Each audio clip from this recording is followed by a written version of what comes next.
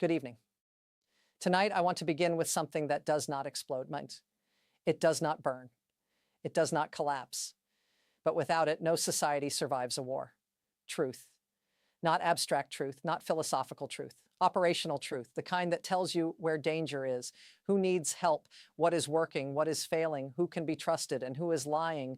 In the war in Ukraine, truth has been under constant attack, not as collateral damage, as a target. And the way each side treated truth may ultimately matter as much as any military victory. Long before the first missile struck, this war was already being fought in information space. Narratives were prepared, talking points rehearsed, historical claims repeated, false grievances amplified, alternative realities constructed. The invasion was framed not as aggression, but as correction, not as conquest, but as restoration. This was not spontaneous. It was engineered because modern wars require moral permission. People must believe they are justified. Truth becomes obstacle. So it is reshaped. For decades, propaganda relied on scarcity. Few broadcasters, few newspapers, limited access, control was possible. That world is gone. In Ukraine, every citizen carried a camera. Every refugee had a data connection. Every explosion had witnesses. Claims were checked. Videos matched maps. Timelines were reconstructed. Contradictions exposed. Falsehoods collapsed quickly. Not because people were smarter, because evidence was everywhere. Truth became crowdsourced. Ukraine's leadership understood this early. They did not pretend perfection. They acknowledged loss. They admitted shortages. They corrected mistakes. They released data. They opened records. They allowed journalists access. This was risky. It revealed weakness, but it built credibility. People forgive errors. They rarely forgive deception. Russia chose denial, minimization, reframing, contradiction. Information was filtered, journalists restricted, whistleblowers punished, short-term stability was preserved, long-term trust was destroyed, verification became a battlefield tool, satellite imagery, open-source analysts, geolocation, metadata, forensic accounting, human rights databases. Each strike documented, each grave mapped, each deportation recorded, evidence chains created. War crimes were not only alleged, they were archived. Truth was being prepared for courtrooms, not just headlines. State media no longer dominated. Independent reporters, bloggers, volunteers, NGOs, exiles, foreign journalists, all competed. Information ecosystems fragmented. People compared sources, cross-checked claims, built personal filters. This was messy. It was also resilient. No single voice controlled reality. As credibility declined, Russia built walls. Censorship expanded, platforms blocked, VPNs restricted, speech criminalized, alternative narratives banned. Reality was narrowed. This created stability, but artificial stability maintained by force. Truth does not disappear under pressure. It relocates underground, abroad, into whispers. Ukraine leaned into openness, daily briefings, public dashboards, transparency portals, anti-corruption reporting, fact-check partnerships, journalist embed programs. Information was treated as infrastructure, maintained, protected, improved. Trust became strategic. Documentation mattered because it established moral authority. Ukraine's careful evidence collection, chain of custody protocols, international cooperation, legal frameworks, this built credibility. It justified sanctions, secured aid, sustained attention. Russia's denials weakened its position. Reputation is power. Once lost, it is difficult to rebuild.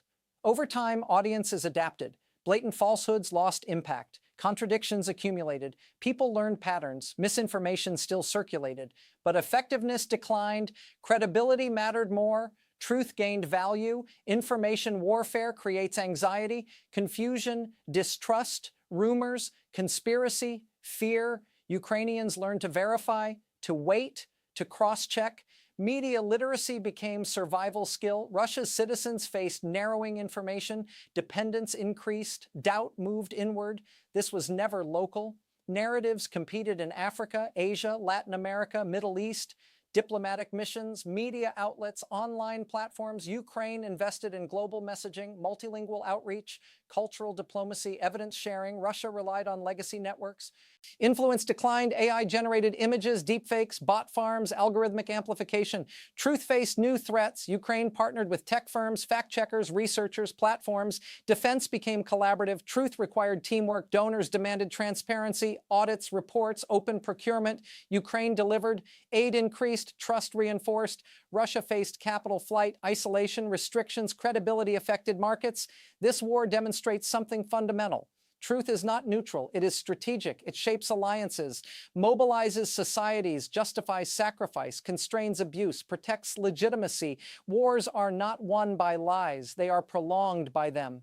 Part 1 is about resistance, not military, epistemic, resistance of reality to manipulation.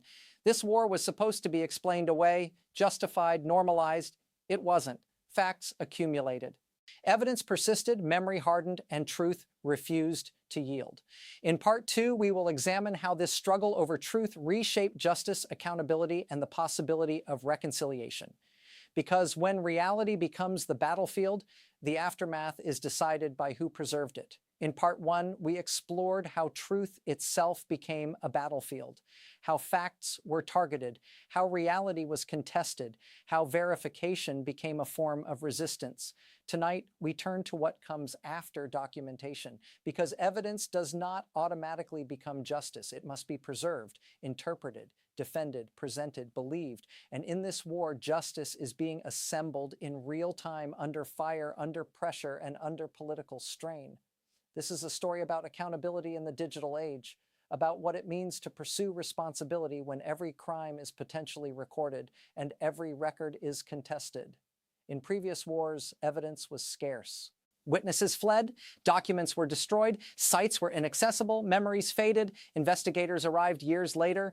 In Ukraine, documentation began immediately, civilians filmed attacks, journalists archived footage, NGOs created databases, forensic teams trained volunteers, satellite firms provided imagery, telecom records preserved metadata, cloud storage protected files, proof was decentralized, redundant, resilient, no single strike could erase it, justice gained infrastructure. Ordinary people became evidence collectors. They learned how to photograph properly, how to record timestamps, how to preserve metadata, how to store files securely, how to protect witnesses, how to anonymize sources. This was not spontaneous. Training programs spread, guides circulated, legal experts advised volunteers, civic documentation became a movement. Truth became participatory. Transforming footage into legal evidence is complex. Videos must be authenticated, locations verified, chains of custody established, witnesses protected, context reconstructed. Ukraine built pipelines from frontline to archive, from archive to prosecutor, from prosecutor to international court. This required lawyers, technologists, archivists, investigators, translators, psychologists. Justice became interdisciplinary, mass graves, torture sites, deportation routes, filtration camps, targeted strikes, each discovered, mapped, documented, cataloged within days, sometimes hours. This prevented denial from taking root. Narratives were challenged immediately. Facts preceded spin. That matters because first impressions endure. Ukraine understood early that justice must be global. Cases were shared with International Criminal Court, European courts, UN bodies, national prosecutors abroad, universal jurisdiction mechanisms, joint investigation teams. Evidence was standardized, translated, indexed, distributed. Justice became networked. No single institution could block it. Russia's response was consistent. Denial, deflection, counteraccusation, fabrication, obfuscation, witness intimidation, restricted access, alternative investigations. These tactics delayed proceedings, confused audiences, complicated diplomacy, but they could not erase archives. Time now favors documentation, not denial. Justice moves slowly. Evidence takes years to process. Cases take decades. Defendants evade arrest. Politics interferes. Resources fluctuate. Victims wait. This gap is painful. It creates frustration, disillusionment, cynicism. Ukraine faces this challenge. Managing expectations is part of governance. Justice is not only punishment, it is repair, restitution, reconstruction, compensation, asset seizures, sanctioned funds, frozen accounts, confiscated properties. Legal frameworks are being built to convert wrongdoing into rebuilding. This is legally complex, politically sensitive, morally essential.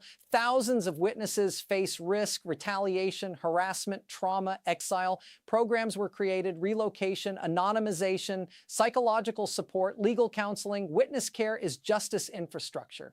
Without it, evidence collapses. Technology cuts both ways. AI helps analyze footage, detect manipulation, identify weapons, reconstruct scenes. But AI also creates deepfakes, synthetic evidence, false confessions, fabricated records. Ukraine partnered with researchers, platforms, universities to protect integrity. Justice now requires cybersecurity. Justice competes with forgetting, war fatigue. Political transitions, economic pressures, global distractions. These push societies toward amnesia. Ukraine resisted. Memorialization laws, museums, archives, educational programs, public commemorations. Memory was institutionalized because without memory, justice erodes. No justice system is apolitical. Which cases move first? Which suspects are prioritized? Which crimes receive attention? These are political choices. Ukraine sought transparency, public case registries, international oversight, civil society monitoring, this constrained manipulation. As cases accumulate, Russia faces structural risk. Arrest warrants, travel restrictions, asset freezes, diplomatic constraints, legal stigma. Even without immediate trials, isolation grows. Law becomes slow sanction, persistent, cumulative. Millions were displaced, property seized, documents destroyed, families separated, children deported. Legal systems are being built to restore identity, citizenship, ownership, custody. This is massive. It will take generations, but it has begun. Investigators absorb horror. Archivists review atrocities. Lawyers read testimonies. Judges watch footage. This causes secondary trauma. Support systems matter. Ukraine is building them because burned out justice fails. This war sets precedent for Syria, for Sudan, for Myanmar, for future conflicts. That documentation matters. That evidence travels, that denial fails, that accountability is possible. Imperfect, slow, but real. Part 2 is about transformation, from facts to responsibility, from memory to law, from suffering to accountability. Ukraine is attempting something rare, building justice during war, not after, during, with limited resources, under attack, with political pressure. This is fragile. It can fail. But it matters, because when evidence exists and justice does not follow, cynicism wins, and cynicism is the ally of violence. Tonight, as this war continues, thousands of files are being archived, millions of records preserved, billions of bytes secured. They are waiting for judges, for courts, for time, for courage, because justice in the age of evidence is not automatic. It must be chosen, defended, and built every day. What happens after accountability, after investigations, after indictments, after trials, after verdicts, after reparations, after official recognition of wrongdoing? Because justice is not the end of a war's story. It is the beginning of a new one, a story about memory, about reconciliation, about power, about trust, about whether societies can live with what they now know. Courtrooms are dramatic spaces. They absorb testimony. They convert pain into language. They translate violence into law. They render judgment, but eventually they fall silent. Files are closed, cases are archived, judges move on, prosecutors take new assignments, and societies are left alone with the meaning of what has been decided. Justice delivers answers. It does not automatically deliver healing. That work begins afterward. One of the most powerful outcomes of accountability is recognition, the official acknowledgement that harm occurred, that victims were wronged, that crimes were committed, that lies were lies, that suffering was real. For survivors, recognition restores dignity. It tells them you were not forgotten, you were not imagined, you were not dismissed. In Ukraine, recognition is being institutionalized through rulings, through memorials, through educational reform, through public archives. Recognition is becoming part of governance. War destroys trust between citizens, between regions, between institutions, between generations. Justice helps, but trust is rebuilt slowly through consistency, through fairness, through predictable behavior, through transparency, through everyday competence, paying pensions, fixing roads, enforcing contracts, protecting minorities, prosecuting corruption. These mundane acts matter more than speeches. They are how peace becomes believable. After accountability comes integration. Millions of people will carry war into peacetime: veterans, survivors, displaced families, orphans, former prisoners, witnesses.